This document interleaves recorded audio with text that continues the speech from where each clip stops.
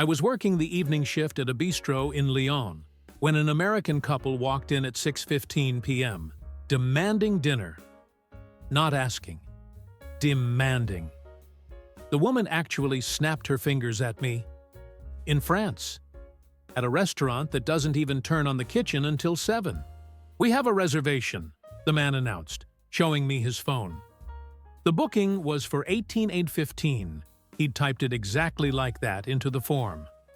Not realizing that 18:15 meant 6:15 p.m., which, in French dining culture, might as well be breakfast time. Our chef wasn't even in the building yet. I watched this man's face cycle through confusion, then frustration, then anger, as I explained that yes, his reservation was confirmed. But no, we couldn't serve him because our kitchen staff wouldn't arrive for another 40 minutes. "Then why did your website let me book this time?" he kept asking. "Because the system assumes you understand that dinner means dinner, not early bird special hour." That wasn't even the strangest American restaurant moment I'd witnessed that month. 2 weeks earlier, I'd watched a woman in Munich argue with a waiter for 10 minutes because he wouldn't bring her bill until she asked for it. She genuinely believed he was holding her hostage. She'd finished eating 30 minutes ago, kept making aggressive eye contact, trying to flag him down, getting increasingly upset. Finally, she marched to the counter and said she was reporting him for terrible service. The manager had to explain that in Germany, servers don't rush you out. The table is yours for the evening. You ask for the check when you're ready to leave. She looked at him like he'd explained quantum physics. Then there was the guy in Barcelona who brought his own salad dressing in a Tupperware container to a Michelin-recommended restaurant. He pulled it out of his backpack right as the first course arrived. This bright orange liquid that smelled like a chemical factory. When the server politely mentioned that our chef had already dressed the salad with a citrus vinaigrette, the guy said, "Yeah, but I don't know what's in that. This is my ranch. It goes on everything." He then proceeded to drown a delicate arrangement of local greens and edible flowers in what appeared to be liquefied cheese powder. The sommelier actually left the room. My personal favorite was the family in Amsterdam who tried to split a single entree 5 ways and asked for extra plates, then got offended when the restaurant added a plate-sharing charge. The father stood up and gave a speech about American generosity and how Europeans nickel and dime everything. "Sir, you're trying to feed your family of 5 with one €18 dish. That's not generosity. That's a hostage negotiation with the restaurant's business model." But that was just the beginning. Because once you start working in European restaurants, you realize these aren't isolated incidents. They're patterns, systems colliding with systems, expectations meeting reality at high speed. And the crashes, they're spectacular. I've been documenting these collisions for 5 years, across 12 countries. If you want the kind of cultural pattern analysis most travel channels won't touch, the stuff that actually explains why these moments happen, subscribe. I break down one cross-cultural train wreck every week. I was working as a server in Prague when I learned that Americans have a very specific internal timer for service. It's apparently set to about 90 seconds. This businessman came in around lunchtime. Nice suit, confident walk, sat himself at a table by the window. I greeted him within 3 minutes.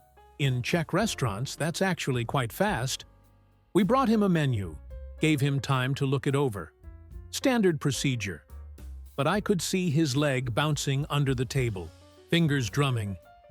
After maybe 5 minutes total, he raised his hand and said, "Hey, can I actually order? I'm kind of in a hurry here." I took his order immediately. Beef goulash with dumplings. Told him it would be about 20 minutes. He looked at me like I'd said 20 hours. 20 minutes? For lunch? I explained that our goulash is slow-cooked, made fresh that morning, and needs to be properly plated. He sighed. pulled out his laptop, started typing aggressively. Every few minutes he'd glance toward the kitchen, checking his watch. The food came out in 18 minutes, actually faster than usual. I placed it in front of him with a smile. He looked down at the plate and said, "No ketchup?" I told him we don't typically serve ketchup with goulash, but I could bring some. He said yes, like it was obvious. I brought the ketchup. He squeezed it directly onto the goulash, this deep brown beef stew with paprika and caraway seeds, and covered it in bright red tomato sauce. Then he ate it in about 7 minutes, barely tasting it while answering emails. When I brought the bill, he left it sitting there for 2 minutes while finishing a message. Then he looked up and said, "Can I pay at the table or do I have to go up front?" I told him I'd process it right here. I walked to our payment terminal, maybe 20 feet away. By the time I came back, 45 seconds later, he was standing up, looking annoyed. "I'm really late now," he said, like I'd personally delayed him. The entire experience, from sitting down to leaving, had taken 38 minutes. He'd spent maybe 15 of those minutes actually eating. The rest was him being frustrated that European lunch isn't a drive-through window. My co-worker in Copenhagen had an even better story. She was working at a cafe where a couple ordered brunch. Nice place, known for their homemade bread and locally sourced ingredients.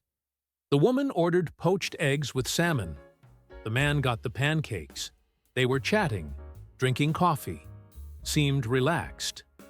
Then their food arrived. The woman took one look at her eggs and called my co-worker over. "These aren't done," she said, pointing at the yolks. My co-worker looked at the eggs. They were perfectly poached. Firm whites, runny yolks, exactly as they should be. "The yolk should be liquid," my co-worker explained. "That's poached eggs," the woman shook her head. "No, liquid eggs aren't safe. They need to be cooked through." She wanted hard-cooked yolks in poached eggs, which would make them not poached eggs. My co-worker offered to have the chef prepare them differently, but explained it would take another 10 minutes. The woman said no. She'd already waited long enough. Then she cut into the egg. The yolk ran out like it's supposed to, and she pushed the plate away. "I can't eat this. It's raw." Her husband tried one bite of his pancakes and asked where the syrup was. My co-worker pointed to the small pitcher of real maple syrup on the table. He picked it up, examined it, and said, "This is real maple syrup?" Like it was a trick question. We were hoping for the regular kind. You know, like Mrs. Butterworth's. He genuinely wanted artificially flavored corn syrup instead of actual maple syrup in Denmark, at a cafe that advertises its natural ingredients. Then there was the incident in Lisbon that a bartender told me about. A woman came in for dinner alone and ordered the bacalhau. That's salted cod, a Portuguese specialty. The restaurant's version came with potatoes, onions, and olive oil. Simple, traditional preparation. When it arrived, she looked confused, asked where the sauce was. The server explained that the dish doesn't have a heavy sauce, just good olive oil and the natural flavors of the fish. She asked if they could bring marinara sauce for the cod. The bartender said the server actually paused, thinking maybe he'd misheard. But no, she wanted tomato sauce on her Portuguese salt cod. When he said they didn't have marinara, she asked for anything red because the dish looked too plain. But my favorite waiting game story came from a colleague in Vienna. He was working at a traditional coffee house, the kind with marble tables and newspapers on wooden holders. An older American couple came in and ordered melange, which is like a cappuccino. They also ordered apple strudel. In Viennese coffee houses, you're expected to sit and relax. Read the paper. Watch the street. It's a whole cultural thing. These people drank their coffee in about 4 minutes, ate the strudel in maybe 6. Then they sat there, looking around, waiting for the bill. After 10 minutes, the man started clearing his throat loudly. After 15, the woman put on her coat. After 20, they walked to the counter and asked if they could please pay, because they'd been trying to leave forever. The cashier explained that they could have asked for the bill any time. The woman said, "We were waiting for you to bring it." The cashier said, "Yes, when you ask for it." The woman said, "But we were clearly done." And around it went. The concept that a restaurant isn't trying to flip tables, that your seat is yours until you're ready to surrender it, seemed to physically pain them. I was working at a trattoria in Rome when an American family nearly started an international incident over chicken. The daughter, maybe 16 years old, was vegetarian. She'd been very clear about this when they sat down. She studied the menu carefully and ordered the pollo alla cacciatora. I tried to gently suggest the eggplant parmigiana instead. She said no. She wanted the cacciatora. I asked if she was sure. She got a little defensive and said yes. She'd specifically looked for something without meat. Her father backed her up, saying they'd translated the menu and knew what they were ordering. I brought the dish out 15 minutes later. Chicken Hunter's style, with tomatoes and herbs. The moment I set it down, the daughter's face went white. "This is chicken," she said. I nodded. "Yes, pollo. Chicken." She looked at her phone, then at me, then back at her phone. But we translated it. Pollo means, "Oh my God." She'd somehow translated polo as polenta, which isn't even close. Her mother started laughing. Her father got red-faced and insisted the menu should have English translations. I pointed to the English version we'd given them. Chicken cacciatore was printed right there. He'd just ignored it and used Google Translate on the Italian side instead. My friend working in Stockholm had a pharmacy story that's even better. An American woman came in asking for pain medication. She kept saying she needed something for her embarazada. She was pointing at her stomach, looking uncomfortable. The pharmacist was confused because embarazada is Spanish for pregnant, and this woman was definitely not pregnant. She was in her 60s, clearly just using the wrong word. But she kept insisting, "I'm so embarazada. Very, very embarazada. I need medicine." Finally, the pharmacist asked her to describe her symptoms. Turns out she meant embarrassed. No, wait. She meant constipated. She'd somehow mixed up 3 different words and landed on the Spanish word for pregnant while trying to explain her digestive issues in a Swedish pharmacy. The pharmacist gave her what she needed. But the woman left still saying she felt embarazada, which must have confused every Spanish-speaking person she encountered for the rest of her trip. Then there was the incident at a train station in Brussels. Heard this from a ticket agent who witnessed the whole thing. An American man was trying to buy a ticket to Bruges, except he kept pronouncing it Bruges. The agent didn't understand at first. The man got louder. Bruges, the city. Bruges. He pulled up pictures on his phone. The agent finally understood. Ah, Brugge, or in French, Bruges. He pronounced it correctly. Something like Bruges. The American said, "Yeah, that's what I've been saying. Bruges." The KT agent sold him the ticket. But then the man asked what time the train departs. He said it like departs, really emphasizing the parts. The agent told him 14h30. The man stared blankly. The agent said 14:30 more, blank staring. Finally, 2:30 in the afternoon. The man's face lit up. "Why didn't you just say that?" "Sir," he did, twice, in 2 different formats. Then he asked if the train had a water closet. The agent said yes, there are toilets. The man said, no, not a toilet, a water closet. This went on for 2 minutes before everyone realized they were talking about the same thing.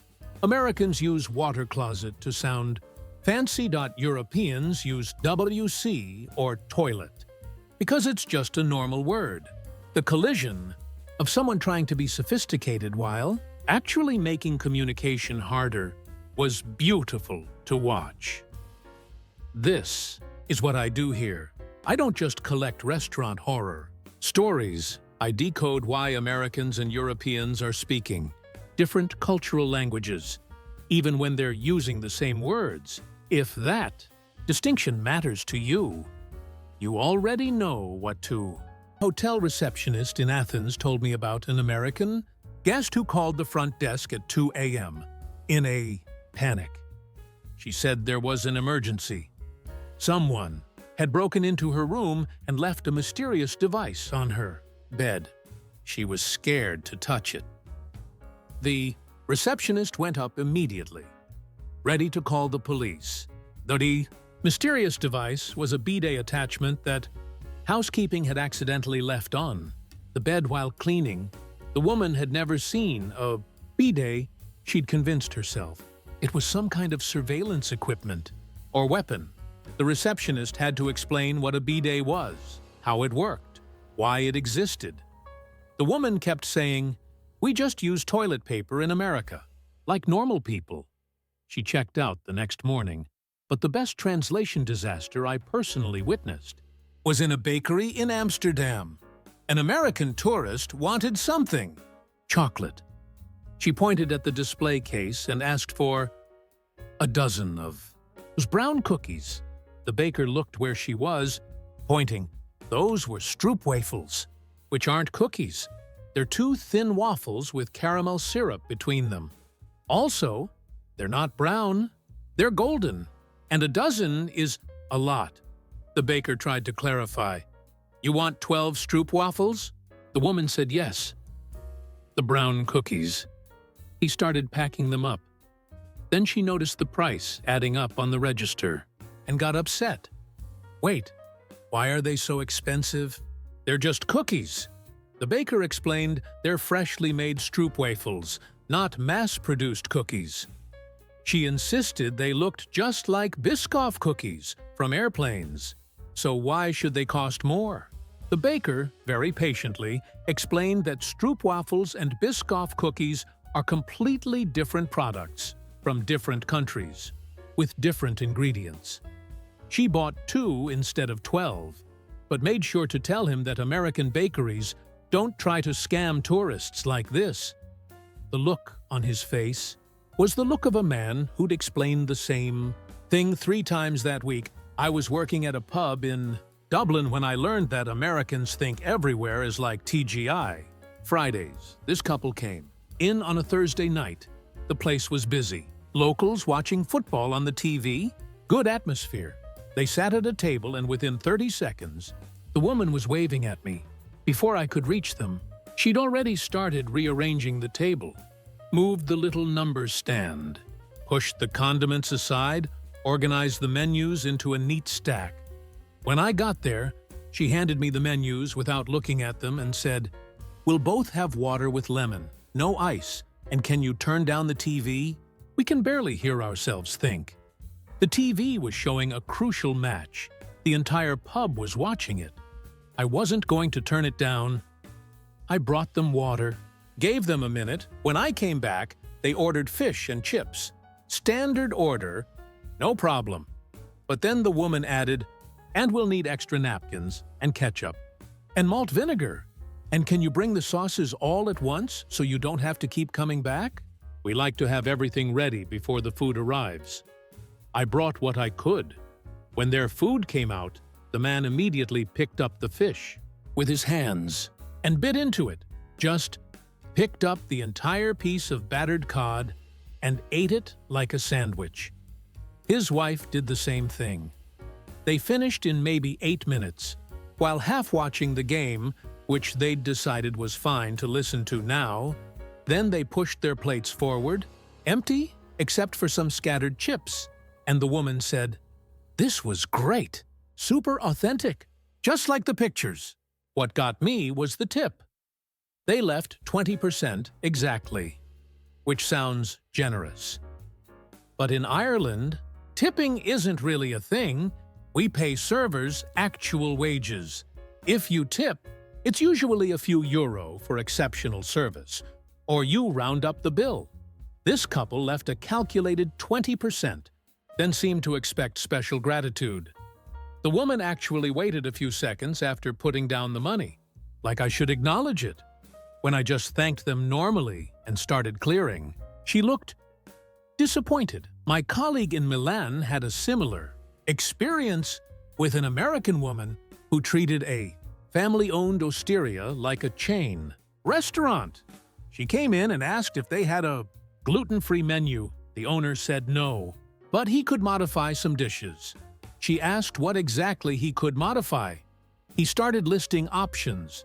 She pulled out her phone and began typing notes. "Okay, so you can do the risotto without butter, and the ossobuco without flour in the sauce? And can you guarantee there's no cross-contamination in the kitchen?"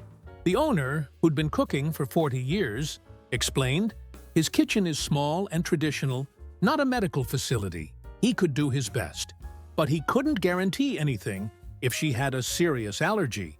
She said it wasn't an allergy. She was just trying to eat clean. Then she ordered the risotto with about 7 modifications. No butter, no wine, extra vegetables, no parmesan, olive oil instead of cream, which, at that point, it's not even risotto anymore. It's just rice with vegetables. But she posted a photo on Instagram and tagged the restaurant, calling it authentic Italian cuisine that caters to American dietary needs. The owner was horrified. The most memorable unwritten rules violation I saw was in a beer garden in Munich. And American group of college students came in during Oktoberfest season. They grabbed a table that had just been vacated. Within minutes, they'd pulled out a Bluetooth speaker and started playing their own music. At a beer garden in Munich, where there's literally a live band playing traditional music about 50 feet away. Server went over to politely tell them they couldn't play their own music. One guy said, "But the band is playing old people music. We want something fun." The server explained that the band was part of the experience. The guy said, "We paid for our table. We should get to enjoy it how we want." The server had to explain that. No, they didn't pay for the table. They paid for beer. The table is communal. Seating, other people would be sitting there too if the place got more crowded. The concept of communal beer garden seating seemed to physically confuse them. So strangers can just sit at our table? Yes, that's how it works. But what about our stuff? Don't leave your stuff unattended. This is so weird.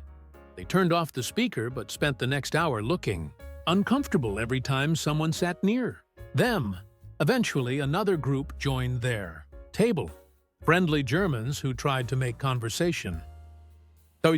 Americans gave one-word answers and kept their bodies angled away, creating this invisible wall. They left after one round of beers, completely missing the entire point of a beer garden. But my absolute favorite, unwritten rules story, came from a colleague in Reykjavik. She worked at a small restaurant that served traditional Icelandic food, an American man came in and ordered the fermented shark, which is famous for being incredibly pungent and an acquired taste. When it arrived, he took one bite, made a face, and spit it back onto the plate. Just opened his mouth and let it fall out. Then he called the server over and said the food had gone bad and he wanted it taken off his bill. The server explained that fermented shark is supposed to taste like that. It's a traditional dish, hundreds of years old, made exactly the way it's always been made. The man refused to believe her. He insisted that no food should taste that offensive, and the restaurant was serving spoiled fish. He demanded to speak to a manager. The manager came out and gave him the same explanation. The man got loud about it. "You're telling me people actually eat this on purpose? As a normal meal?" "Yes, for centuries. That's why it's on the menu. That's why it says traditional fermented shark in the description." He'd ordered one of Iceland's most famous cultural dishes and then accused them of food poisoning. He left a 1-star review online, saying the restaurant tried to serve me rotten fish and then gaslit me about it. The server kept that review printed out in the break room for months. I was working a late shift at a pizzeria in Naples when I saw the most American thing that has ever happened in a pizza restaurant. A couple walked in around 10 p.m. The man was wearing a shirt that said, "I'm not arguing. I'm just explaining why I'm right." Already a bad sign. They sat down and studied the menu for a long time. When I came to take their order, the man said, "We'll get a large pepperoni pizza, thick crust, extra cheese." I paused. "We don't do large, medium, or small. We do individual pizzas because they're cooked in a wood-fired oven at extremely high heat for about 90 seconds. Also, we don't have thick crust. We have pizza napolitana, which is thin and slightly charred." I tried to explain this. The man cut me off. "Look, I've been to Pizza Hut. I know how pizza works. We want a large, thick crust, pepperoni." I told him we have salami picante, which is similar to pepperoni. He said fine. I asked if they wanted a pizza each. Since our pizzas are individual-sized, he said no. They were going to share one large. I brought them 2 pizzas, figuring they could share both if they wanted. When I set them down, the man looked offended. "We ordered 1 pizza. I explained our sizing. He said this was a scam. These are personal pizzas. We wanted a large pizza for 2 people. His wife touched his arm and said, maybe they should just try it. He ignored her and kept going. In America, when you order a large pizza, you get a large pizza. This is why Europeans don't understand. Business, sir. You are in Naples. You are eating pizza in the city where pizza was invented. You are in the literal birthplace of this food, and you're comparing it to Pizza Hut. Unfavorably. They ate both pizzas, didn't complain about the taste, but when they paid, the man made a point of saying, good food, bad portions. Left a €2 tip on a €40 bill and a business card for his consulting company in case we ever wanted advice on proper restaurant management. That business card is still pinned to our corkboard in the back. The chef throws darts at it. Sometimes. Here's what I've learned after years of watching Americans navigate European restaurants. It's not that they're rude. Most of them are trying. It's that they're running on a completely different operating system. They've been programmed by Applebee's and Olive Garden and Cheesecake Factory, where the portions are massive, the service is rapid fire, and the customer is always right, even when they're wildly wrong.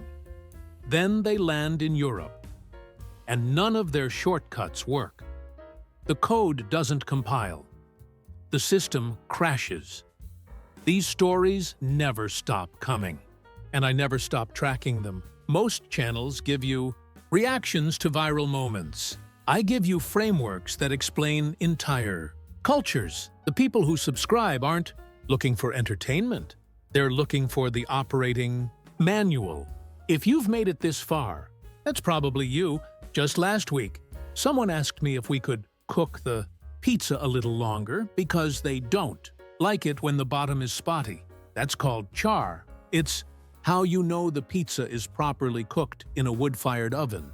But I didn't say that. I just smiled and brought the pizza exactly as it was. Made. Because at a certain point, you realize you're not going to change the operating system. You're just going to watch it malfunction over and over in increasingly creative ways.